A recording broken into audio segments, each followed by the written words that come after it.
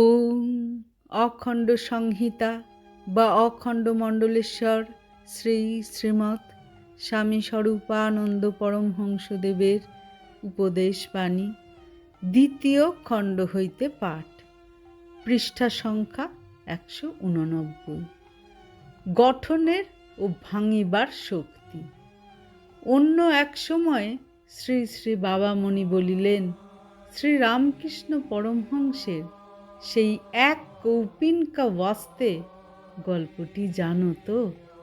কৌপিন যখন ইঁদুরে কাটে তখন বিড়াল পোষো, বিড়ালের যখন দুধ দরকার তখন গাভী পোষো, গাভীর যখন খড় দরকার তখন জমি কেনো, ইত্যাদি ইত্যাদি করে এক দারুণ সংসারই পয়দা হয়ে গেল। এ গল্পটা শুধু গল্পই নয়, বহু ধীমান পুরুষের জীবনের তিক্ততম অভিজ্ঞতা নিয়ে এই গল্পটির জন্ম।